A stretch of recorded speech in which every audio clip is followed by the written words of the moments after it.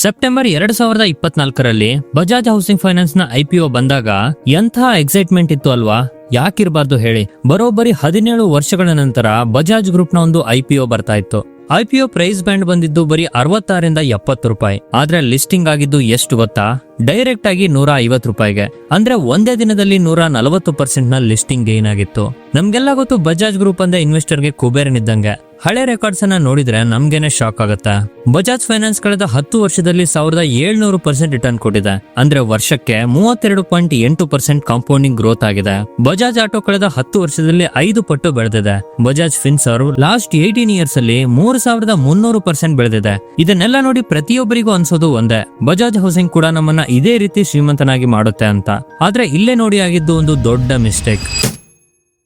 150 ರೂಪಾಯಿಗೆ ಲಿಸ್ಟ್ ಆದ್ರೂ ಕೂಡ ರಿಟೇಲ್ ಇನ್ವೆಸ್ಟರ್ಸ್ಗಳು ಮುಗಿಬಿದ್ದು ಖರೀದಿ ಮಾಡಿದ್ರು. 2 ದಿನದಲ್ಲಿ ಪ್ರೈಸ್ 180ಕ್ಕೆ ದಾಟಿತ್ತು. ಆದ್ರೆ ಇವತ್ತು ಲಿಸ್ಟ್ ಆಗಿ 1.5 ವರ್ಷದ ನಂತರ ಶೇರ್ ಪ್ರೈಸ್ 88ಕ್ಕೆ ಬಂದಿದೆ.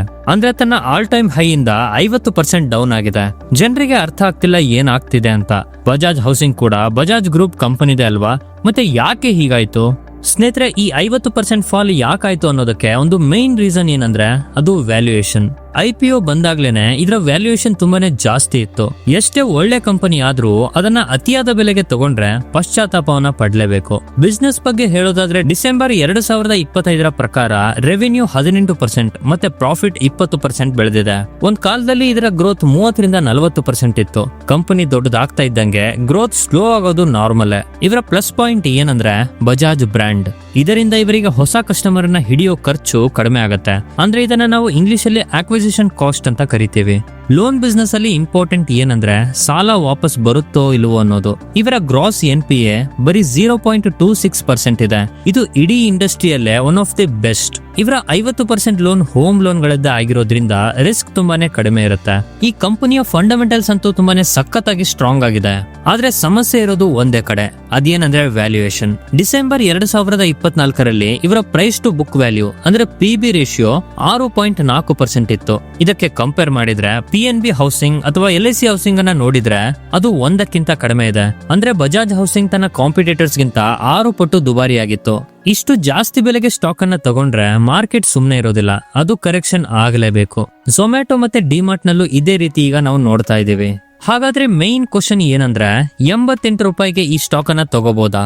ನನ್ನ ಪ್ರಕಾರ ಇದು ಇನ್ನೂ ಅಂಡರ್ ವ್ಯಾಲ್ಯೂ ಅಂತೂ ಆಗಿಲ್ಲ, ಈಗ ಫೇರ್ ವ್ಯಾಲ್ಯೂ ಆಗಿ ಬಂದಿದೆ. ಒಂದು ವೇಳೆ ಇದರ ಶೇರ್ ಬೆಲೆ 70 ಹತ್ರ ಬಂದ್ರೆ ನಾವು ಯಾವುದೇ ಡೌಟ್ ಇಲ್ಲದೆ ಯೋಚನೆ ಮಾಡಬಹುದು. ಆದ್ರೆ ವಾರನ್ ಬಫೆಟ್ ಒಂದು ಮಾತನ್ನ ಹೇಳ್ತಾರೆ, ನಾವು ಒಂದು ಕಂಪನಿಯನ್ನ ಕಡಿಮೆ ರೇಟಿಗೆ ಖರೀದಿಸೋದಕ್ಕಿಂತ ಒಂದು ಒಳ್ಳೆ ಕಂಪನಿಯನ್ನ ಒಳ್ಳೆ ಪ್ರೈಸ್ ಗೆ ಖರೀದಿಸೋದು ಒಳ್ಳೆಯದು. ಇನ್ನೊಂದು ಇಂಟ್ರೆಸ್ಟಿಂಗ್ ವಿಷಯ ಏನಂದ್ರೆ ಬಜಾಜ್ ಫೈನಾನ್ಸ್ ಈಗ ಆರ್ಟಿಫಿಷಿಯಲ್ ಇಂಟೆಲಿಜೆನ್ಸ್ ಅನ್ನ ಸಖತ್ತಾಗಿ ಯೂಸ್ ಮಾಡ್ತಾ ಇದೆ. ಸಾವಿರಾರು ಕಾಲ್ಗಳನ್ನ AI ಮೂಲಕ ಅನಲೈಸ್ ಮಾಡಿ ಕಸ್ಟಮರ್ ಡಿಮ್ಯಾಂಡ್ ಏನಿದೆ ಅಂತ ತಿಳ್ಕೊಂಡು ಪ್ರಾಡಕ್ಟ್ ಅನ್ನ ರೆಡಿ ಮಾಡ್ತಾ ಇದ್ದಾರೆ. ಇದೇ ಟೆಕ್ನಾಲಜಿ ಹೌಸಿಂಗ್ ಫೈನಾನ್ಸ್ಗೂ ಬಂದ್ರೆ ಲಾಂಗ್ ಟರ್ಮ್ ಅಲ್ಲಿ ದೊಡ್ಡ ಬೆನಿಫಿಟ್ ಆಗುತ್ತೆ. ಕೊನೆಯದಾಗಿ ಬಿಸ್ನೆಸ್ ಬಗ್ಗೆ ಯಾವುದೇ ರೀತಿಯ ಅನುಮಾನ ಇಲ್ಲ, ಇದು ಸಖತ್ತಾಗಿ ಸ್ಟ್ರಾಂಗ್ ಆಗಿದೆ. ಆದ್ರೆ ಇನ್ವೆಸ್ಟ್ ಮಾಡೋ ಮುನ್ನ ವ್ಯಾಲ್ಯೂಯೇಷನ್ ಮೇಲೆ ಕಣ್ಣಿರಲೇಬೇಕು. ನೀವು ತಾಳ್ಮೆಯಿಂದ ಕಾಯೋರಾಗಿದ್ರೆ ಖಂಡಿತ ಒಳ್ಳೆ ಎಂಟ್ರಿ ಸಿಗುತ್ತೆ. ಈ ವಿಡಿಯೋದಲ್ಲಿ ನಾನು ಯಾವುದೇ ರೀತಿಯ ಫೈನಾನ್ಷಿಯಲ್ ರೆಕಮೆಂಡೇಶನ್ ನ ಕೊಡ್ತಾ ಇಲ್ಲ, ಇದು ಕೇವಲ ಒಂದು ರಿಸರ್ಚ್ ಆಗಿದೆ. ನೀವು ಕೂಡ ನಿಮ್ಮ ರಿಸರ್ಚ್ ಅನ್ನ ಮಾಡಿ ನಂತರನೇ ಸ್ಟಾಕ್ ಅನ್ನ ಖರೀದಿ ಮಾಡಬೇಕಾಗತ್ತೆ. ಸ್ನೇಹಿತರೆ, ಇವತ್ತಿಗೆ ಇಷ್ಟೇ. ಮುಂದಿನ ವಿಡಿಯೋದಲ್ಲಿ ನಾನು ಯಾವ ಕಂಪನಿ ಬಗ್ಗೆ ಅನಲೈಸ್ ಮಾಡಬೇಕು ಅಂತ ಕಾಮೆಂಟ್ ಮಾಡಿ ತಿಳಿಸಿ. ವಿಡಿಯೋ ಇಷ್ಟ ಆಗಿದ್ರೆ ಒಂದು ಲೈಕ್ ಮಾಡಿ, ಜೊತೆಗೆ ನಿಮ್ಮ ಸ್ನೇಹಿತರಿಗೂ ಶೇರ್ ಮಾಡಿ. ಸಿಗುವ ಮುಂದಿನ ವಿಡಿಯೋದಲ್ಲಿ. ನಮಸ್ಕಾರ.